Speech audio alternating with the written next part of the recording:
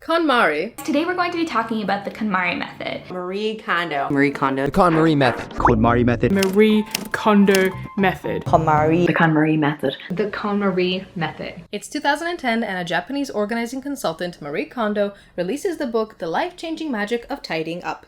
Around 2016, it started becoming extremely popular on the internet. There were endless articles and videos of people KonMariing their homes, aka discarding hundreds of bags of items and then neatly organizing what was left. The KonMari method popularized the concept of sparking joy. You don't choose what to throw away, but instead what to keep, and then surround yourself with things that make you happy. Seems simple, right? I've been sort of fixated on this method for years with multiple failed attempts of KonMariing my space, until recently. In a previous video, I did the research by organizing my room using the KonMari method so that I'm qualified for this video. Well, I'll be going through the book chapter by chapter and challenging Marie Kondo's ideas. Or rather, I'll be... To address the title right away, why do I believe it needs fixing? I don't, actually. Through research and personal experience, I found that a lot of people find the method perfect for them just the way it is, if not with minor changes. I want to use this video to address the reasons some people don't find it as useful and give suggestions on improving the system instead of fixing it. I'll leave some useful resources in the description, but for now, sit back, relax, or clean your own room while I yap about a 15-year-old cleaning method. The book starts off by saying that the method is simple, easy, and a one-and-done type of deal. You begin by symbolically discarding everything, and then instead of throwing things away, you're choosing what to keep. Like this, you surround yourself with things that spark joy and refrain from bringing new things into your home unless they spark joy, which is great for people with a shopping problem. If you're wondering, for example, what about my broom or toilet paper? These things don't make me giddy, but I need them to function. Sometimes it's not about the item itself, it's about what it does for you. Your broom without a purpose doesn't spark joy, but it does have a purpose, and it's to help you clean your floors. Also, aesthetics are important, so you should own things that make you happy visually too. But the core idea isn't very solid. What is joy? In the original Japanese version, the word is tokimeku, which is what your heart is supposed to feel when you hold something that you should keep. Though theoretically lovely, this concept doesn't account for the variable that is emotions. Something that sparks joy today won't spark joy tomorrow, and the other way around. What I find more useful is asking specific, concrete questions, such as, will I use this in the next 6 months to a year? If this got damaged, would I work to save it, or will I be relieved that it's gone? Will this thing serve someone else more than it serves me? And my personal favorite that I learned from Winkler, If this item was covered in red wine, how hard would I work to save it? Being overly attached to items is a common issue people have when starting the KonMari method. I did the method twice because the first time around I had a hard time discarding certain things, and then the second time I was way more ruthless. The method is tiring, it takes a lot of time, and it certainly isn't just physical work. We're attached to our items even if they don't necessarily make our hearts flutter, and it takes emotional energy to actually get rid of them. What I believe Kondo does well is recognize the connection between our relationship with materialistic things and our relationship with everything else around us. Nowadays, I found it much easier to discard not only things, but also people and surroundings that don't spark joy, and it made my life so much easier. It could be that I'm just maturing, but letting go of things that I'm just clinging onto is becoming second nature, and I like to believe it's also because of the KonMari method. Kondo says that during her work as an organizing consultant, she encountered only two types of people. 10% that struggle with putting things back in place, and 90% that struggle with putting things back in place and discarding them. I'm glad my experience isn't unique. The putting things back in place part is mainly difficult with Sisyphean tasks like doing the laundry or washing the dishes. Marie Kondo just brushes this off as something you have to learn how to do, but it really sits at the core of keeping your space tidy. It doesn't matter that I have 3 clothing items that all spark joy if they all sit on my clothes chair all the time. While routines and schedules and lists of to-dos certainly help with keeping yourself clean and organized, at the end of the day, if you don't enjoy it, you're probably not going to do it. What I found really helpful is to follow ADHD advice, from the very general things to overly specific things. Whatever makes it easier for you is useful, even if the advice didn't initially apply to you. The cleanliness of your space directly correlates to the cleanliness of your mind. It must have happened to you that you had an exam to study for or work on a project, but instead you cleaned your whole house. I know I would have moments where I'll be super overwhelmed and stressed, and then I would clean my room and I would feel so much better. KonMari recognizes this and ensures that after organizing your home, you will lead a happier and healthier life. My cleaning journey took me a year and a half, and then the second time around it was a week. But Marie Kondo says that it usually takes around 6 months. But that's when you have your whole house to clean and not just your room, if you're already a homeowner, not like a student like me. I'm currently trying to get my mom to do the method, so we'll see how long that takes. Consistency is key, and you achieve consistency by doing things in order and setting goals. Besides the categories that I'll get into in a second, making sure you go through the whole pile before putting things back is really important to avoid giving up halfway. And the setting goals thing is not only beneficial for cleaning, but also understanding yourself and who you want to be. Why are you cleaning? Why do you want a cleaner home? Set an objective for yourself. The goal I set was having a colorful room with enough space for my hobbies instead of piles of clothes. Once you know what you want to achieve, it's going to become easier to achieve it. Make sure that the goal is specific and not just, I want clean room. KonMari states that the best way to clean is not by going room by room, but instead following the 5 categories: clothes, books, papers, Komono, which means miscellaneous, and mementos. The idea behind the order of the categories is that you start with things that are easier to discard and then build up to the more emotional ones. However, the logic falters as soon as somebody's emotionally attached to a clothing item. Marie Kondo advises that you put these things off to the side and then deal with them when you reach mementos, but then you're just gonna have a huge pile of things that you didn't have the guts to deal with. Instead, what I found useful is going through the method twice. Clothes is usually the biggest category, even with the suggested subcategories. I get overwhelmed by a mess very easily, so the subcategories and going through it twice really helped out. When it comes to keeping clothing items just to wear around the house, KonMari is pretty rigorous.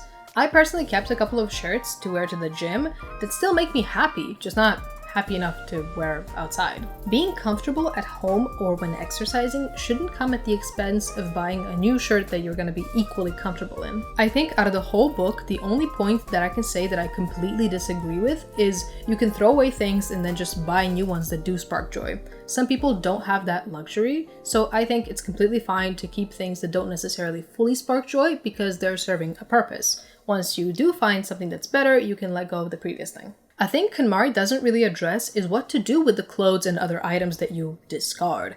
Where do they go? If you're from the US or somewhere else where you have the option to donate a lot of clothes to people in need, that is wonderful. If you're not and you don't have anywhere to donate the clothes or anywhere sustainable to give them, just make sure they don't end up in a landfill. As wonderful of a feeling it is to discard so many bags of things and know your space is now empty of all of this weight, that weight is still out there, so just make sure that you get rid of it in a nice and sustainable way. I already mentioned in my previous video that some of the clothes I donated, some of them I traded, and some I just gave off to my friends if they wanted them. If you find some other new way to get rid of a lot of clothes in a sustainable way, please leave it in the comments. The KonMari method didn't necessarily invent, but it did popularize the file folding system in drawers. And when it comes to hanging things, the lower ones go to the left and the shorter ones go to the right, sort of creating a positive graph. Stonks. I've been organizing my closet like this for years, and the only downside I would say with file folding is that no matter how well I fold it, the clothes are still going to be a little bit wrinkled, but the solution is just to steam them a little bit before I wear them. Besides that, the benefits are that I can see everything I own, I can pull it out without disturbing anything else, and I can easily fold things back in. In the description, I'll leave a link to Marie Kondo's file folding tutorials. When it comes to the categories books and papers, in my cleaning video I accidentally combined them together because I don't have a lot of papers, so doing them at the same time just kind of felt natural. The book part is pretty straightforward, just discard all the books that don't truly spark joy. Don't keep them in case you might read them one day. We live in a day and age where you don't have to physically own a book to be able to read it. Libraries, PDFs, and Kindles should make it much easier to discard books that you are convinced you might need one day in the future. You can even donate your books to a library and then just read them from there if it does happen that you want to read them. I found myself saving a lot of money by not buying course books for uni and instead just renting them out from the library or reading the PDF.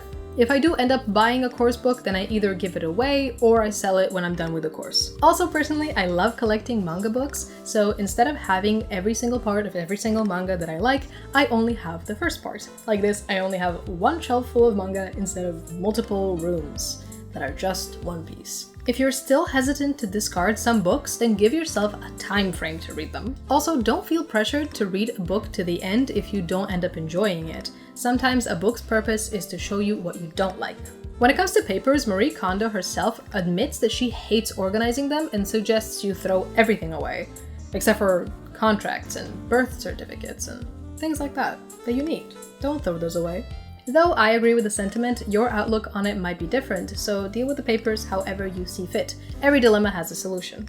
I personally keep a scrapbooking journal, where throughout the week I collect little bits of papers and then put them in my journal and write little diary entries of what happened that week. Like this, I keep all of the little bits of papers that I might need, might not need, and I feel safer like that. Also, like this, I turn something that doesn't necessarily spark joy on its own into something that does. When I open my journal, I certainly do feel a lot of joy that I actually keep it still. Komono is a very general Japanese word that means miscellaneous small items that are divided into these subcategories. I see these more as suggestions because you might have a completely different set of small items. With this category, I went against the rules and did location-based, or rather, drawer and shelf-based. The advice for this category in the book doesn't necessarily apply to this day and age, so the only thing that I can tell you is to also be mindful when discarding these items. Donation centers or secondhand stores that accept donations, or you can post on social media and see if anybody needs that item and you can just give it to them. If you're keen on selling certain things, then give them a time frame to sell, and if that time frame goes by, then just discard them. If you end up keeping a lot of things just for the purpose of selling them, you're probably gonna end up never discarding them. As soon as you have everything you want to sell, just take a photo of all of them, post them to your marketplace of choice, and give it a month or two until it sells, and if it doesn't, then just donate them. Final category, mementos. Depending on the person, this could be the biggest and most difficult category of them all. Everything you were saving up to discard later, you have to go through now. I personally went through photos of my late dad and my late grandma, and I kept that box of discarded photos for a week before I actually got rid of it. I already explained my collage system in a previous video, but I also still keep a small box of trinkets that aren't collageable that I can occasionally go through and remember some good moments in my life. I keep all of my mementos in a small box and the see-through envelope where all of my collages are stored, while before it would take up a whole huge drawer. Same as anything, if it doesn't spark joy, don't keep it. It doesn't serve you any purpose otherwise. KonMari does wisely say that you shouldn't live in the past, you should live in the present. It's a basic philosophy, but it does apply to things like this. We're meant to live in the present, look forward to the future, and occasionally look back in the past, not constantly be absorbed in the past. By this point, you'd have discarded all of your non-joy items and surrounded yourself with only happiness. So why is there 60 more pages in the book? It's about how to store the things you kept. The main argument is everything has a place and everything is in its place, also known as use it and then put it back. This applies to everything: clothes, books, money, bags, dishes, everything that you use every day, you put them back in place just to use them the next day. For some people, this method is very effective, but for others, it's a hassle to take out all of the things from your bag just to put them back in the next day. Kondo is also against storing things based on ease of access. It should be easy to put things back in place, not to take them out. Though I agree you shouldn't drop off things wherever you find fit, going against your instincts will not help you keep your home tidy. Keep your bag near the entryway, keep your keys in the lock or near the door, and keep your clothes that you know you're going to wear multiple days in a row on a clothing rack instead of back in the closet. Creating unnecessary extra work for yourself will just lead you to living in a mess again. Surely you have it, the chair that sits in the corner that is for not clean, not dirty clothes. It's never really just that, it's also things you're too lazy to put back in the closet. Though Simone Gash re-innovated the clothing chair, I think the easiest way to eliminate the piles is to make it as easy as possible to put things back in the closet. KonMari is very much against storing things in a pile and suggests everything is stored vertically. I suggest you have an empty clothing hanger that is reserved just for the outfit that you wear multiple days in a row, or for the clothes that you wear around the house, so you can switch between as soon as you get home. If you're not the type to wear the same outfit for multiple days in a row, then just put it in the laundry if it smells or has a stain, or put it back into the closet if it doesn't. Though Kondo says that she didn't find a better organizing solution than cardboard boxes, they're not waterproof, can attract bugs, and aren't see-through. If you really want to get pretty organizing containers, then just make sure that they're versatile and can fit in the space that you designated for them, and also make sure they spark joy. You should know this by now.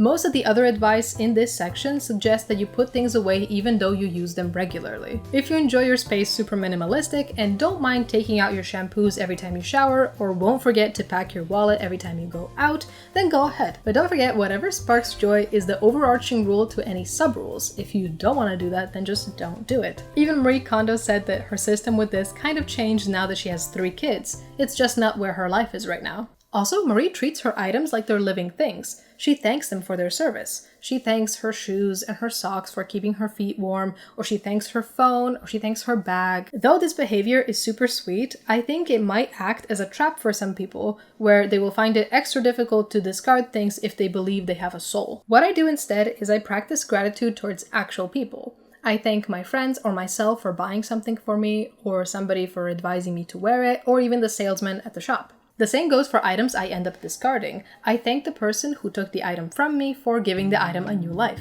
It brings me immense joy that my discarded items make someone happy, the thing about trash and treasure. Now that everything is organized and everything sparks joy, begins a new era of your life.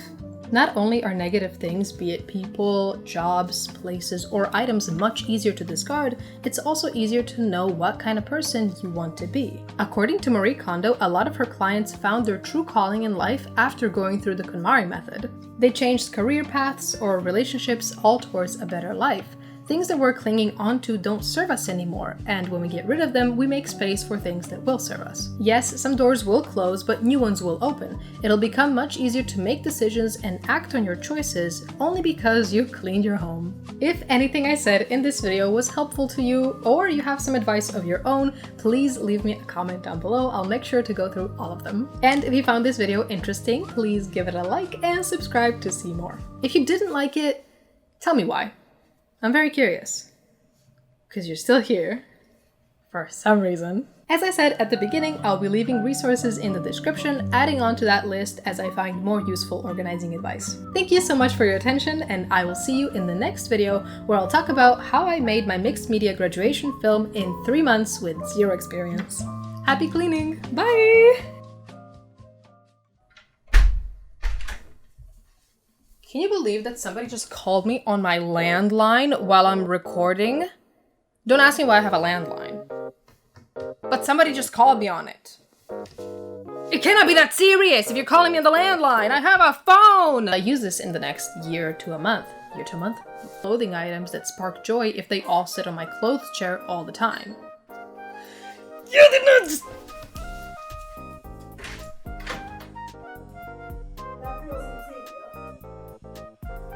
The cleanliness of your space directly correlates to the cleanliness. Oh my god, that word is so cleanliness. The cleanliness of your space directly correlates to the cleanliness. Oh my god, cleanliness. Oh my god, cleanliness. But for now. I'll wait. I'll wait for you to flush your toilet. It's fine.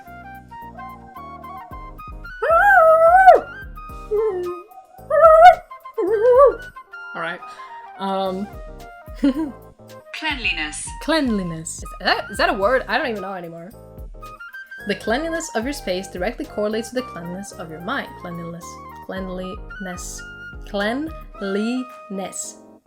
The cleanliness of your home directly correlates to the cleanliness. My god!